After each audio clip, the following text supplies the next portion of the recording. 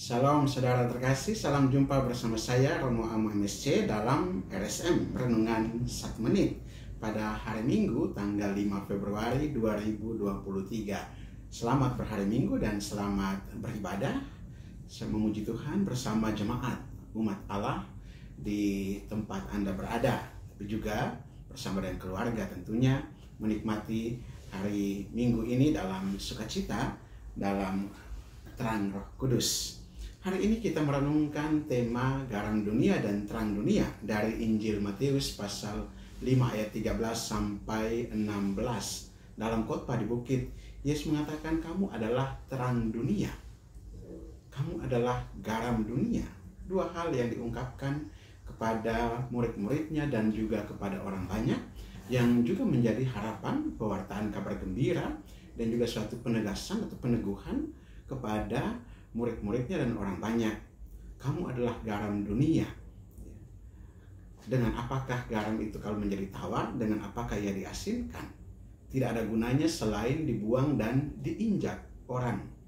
Kita lihat di sini penegasan Yesus, kamu adalah garam dunia. Ya.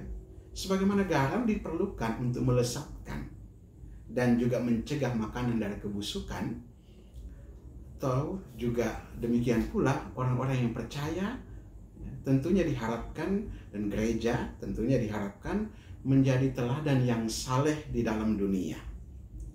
Menjadi teladan yang saleh di dalam dunia. Dan juga harus melawan kebobrokan moral dan kecurangan yang nyata di dalam masyarakat. Ini benar-benar satu kesaksian gereja, menjadi garam dan juga menjadi terang di dalam masyarakat.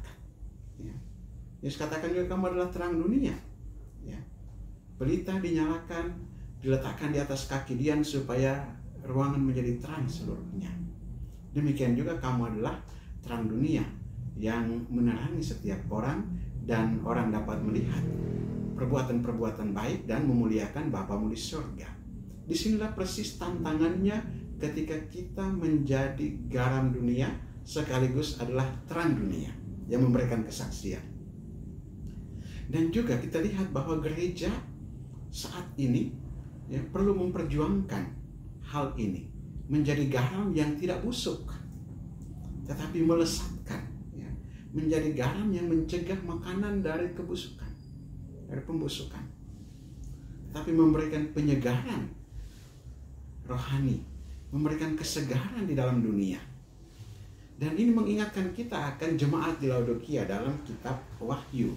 Ya. Di sana digambarkan gereja dan diharapkan supaya tidak menjadi suam-suam kuku. Ya. Gereja yang menjadi suam, yang memadamkan kuasa Roh Kudus dan tidak lagi melawan suasana yang kini meliputi dunia, akan dimuntahkan. Suatu ungkapan yang sangat keras dari kitab Wahyu. Ya. Kita lihat sana Wahyu 3 ayat 15 sampai 16 dikatakan, aku tahu segala pekerjaanmu. Engkau tidak dingin dan tidak panas. Alangkah baiknya jika engkau dingin atau panas. Jadi karena engkau suam-suam kuku dan tidak dingin atau panas, aku akan memuntahkan engkau dari mulutku. Satu ungkapan yang keras. Gambaran keadaan jemaat di Laodikia dalam hidup rohani mereka. Dan jemaat yang suam-suam kuku adalah yang berkompromi dengan dunia. Kompromi dengan dunia dan mirip dengan masyarakat di sekelilingnya. Mengakui kekristenan namun pada kenyataannya malang dan menyedihkan secara rohani. Yang saat ini kita biasa kenal dengan Kristen KTP atau Katolik KTP. Ini suam-suam kuku. Ya. Hanya secara administrasi. Ya.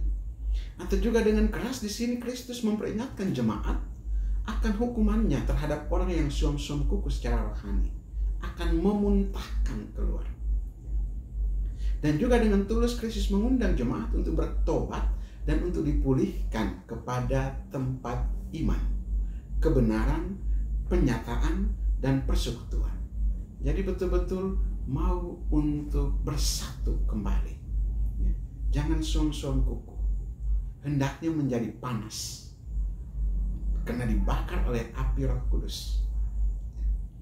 Dan juga di tengah-tengah zaman gereja yang suam-suam kuku, janji-janji Kristus bagi jemaat yang menang tetap berlaku. Ia akan datang kepada mereka dengan berkat dan dalam kuasa Roh, membuka sebuah pintu yang tidak dapat ditutup oleh seorang pun, agar mereka memuliakan namanya dan memberitakan Injil yang kekal itu. Dengan perbuatan-perbuatan baik, orang dapat memuliakan Allah. Dengan menjadi garam yang menggarami masyarakat, orang dapat memuliakan Allah. Sebagai akibatnya, mereka yang tidak bermanfaat sebagai garam dunia akan diinjak orang, dibuang dan diinjak orang, tidak berguna secara Kristiani, yaitu orang yang percaya yang suam, yang bersama keluarga mereka akan dihancurkan oleh cara hidup dan nilai-nilai masyarakat yang tidak beriman, dipengaruhi oleh lingkungan sekitar, arus zaman yang kemudian menyeret sehingga nilai-nilai rohani, nilai-nilai Kristiani tidak dipertahankan lagi. Mari kita berdoa mohon kekuatan Tuhan agar kita juga senantiasa bersama dengan Tuhan dikuatkan agar tangguh dalam dunia saat ini. Dengan berbagai macam tantangan dan kesulitan, kita tetap melangkah maju agar kita sungguh-sungguh hidup dalam terang dan kebenaran Tuhan. Marilah kita berdoa. Allah Bapa kekal dan kuasa, kami mengucap syukur dan berterima kasih kepadamu. Engkau senantiasa hadir bersama dengan kami dalam kehidupan kami. Kami percaya bahwa Engkau mengutus kami ke tengah-tengah dunia sebagai garam dan terang dunia.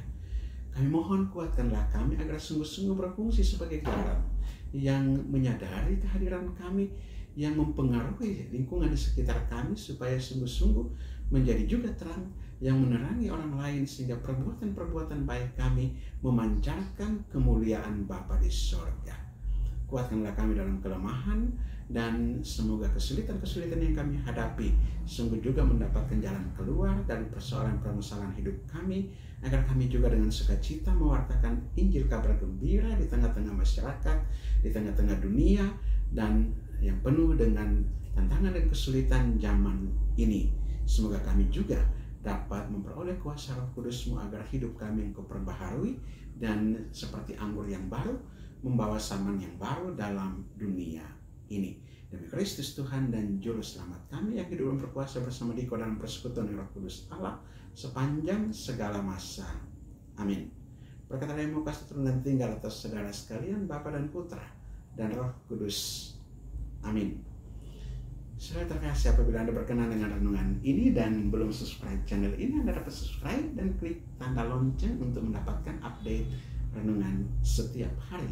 Dan bagi saudara-saudara yang ingin memasukkan wujud-wujud doanya, silakan menuliskan di kolom komentar channel ini agar juga saya bantu dalam doa. Dan juga bagi saudara-saudara yang mau memberikan apresiasi, catatan-catatan, dapat juga menulis pada kolom komentar.